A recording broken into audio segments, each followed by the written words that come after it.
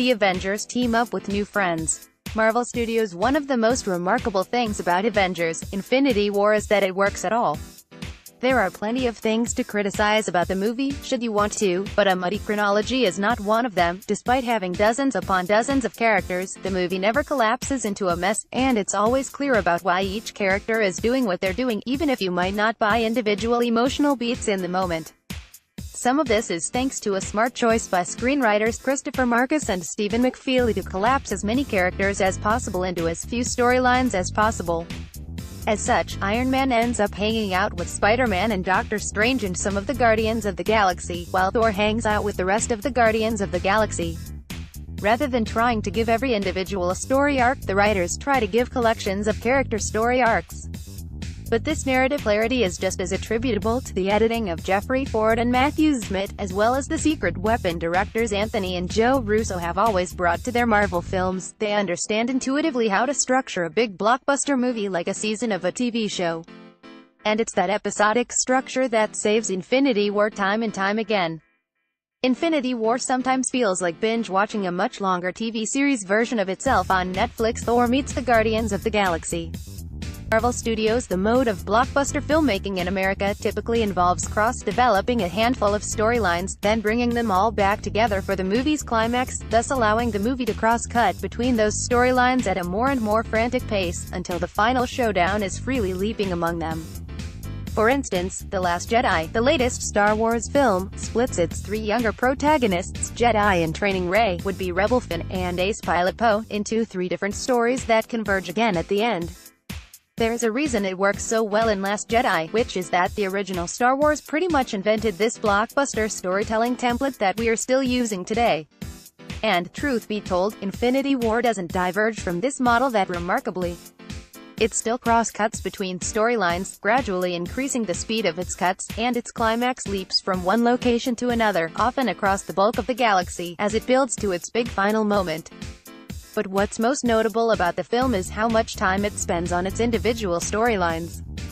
Every time it cuts to a new one, it does so with the intent of essentially telling a full mini-story within that locale, before moving on to another mini-story. As an example, take the story of Thor, Groot, and Rocket Raccoon going to get in touch with the dwarves who built Thor's now shattered hammer Mjolnir. One sequence involves them exploring the ruins of the dwarven planet, only to come across the lone survivor. The next involves finding plans to build Thor a mighty axe. Another involves Thor having to restart a dead star to heat up the flames of the dwarven forge. In another movie, any of these moments might have been the entirety of a storyline. You can easily see how just getting the forge reheated could have taken up much more screen time. But Infinity War collapses these stories into sequences because it knows that if it stretches the story out too far, we might lose interest in any given storyline when we're spending so long away from it. Thus, every time we cut back to Thor and company, we've moved on to another episode of the Thor show.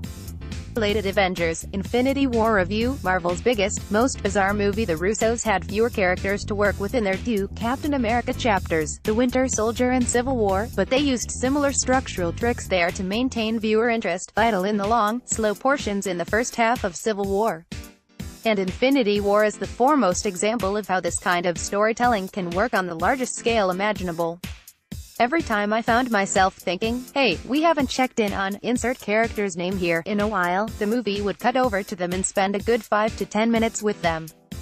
I didn't time the movie or anything, but I wouldn't be surprised if all of these smaller segments ended up being roughly equivalent, making the movie feel all the more like a shortened version of a much longer, probably less fulfilling, binge watch of a Netflix series version of the story. This kind of storytelling also apes big comics crossovers. This rather goes beyond, does whatever a spider can, doesn't it? Marvel Studios. Of course, a story based on comics will always be able to draw from the comics themselves, and Infinity War is maybe the closest any of these big crossover movies have come to how it feels to actually read a superhero comic book. Just when something big is happening to Tony Stark, the movie cuts away from him to see what's up with Thor, or with Thanos, or with Captain America. It's not unlike racing to the comics store every week to pick up the latest issue of the big Marvel crossover event to find out what will happen next. You know you'll get back to Tony eventually, in the next issue of Iron Man, but for now, you're just happy to read about Steve Rogers facing overwhelming odds in the pages of Captain America. And later, when it's all collected in a big book, those individual issues will bump up against each other in a way that makes it all feel like one big story, at least if the construction is elegant enough. I will admit that I was deeply skeptical Infinity War could tell any sort of character-based story, and it mostly doesn't, choosing instead to go for big and bold spectacle, leaving the more character-based storytelling to the various standalone movies within the Marvel Universe.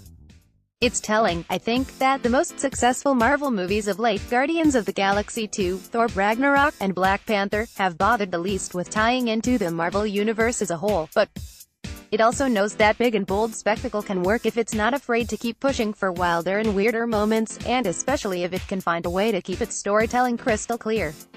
Infinity War is far from my favorite Marvel movie, but it also shouldn't work. That it mostly does is something others wishing to craft blockbuster movies should study long and hard, to see which of its tricks they want to steal. Avengers: Infinity War is playing in theaters.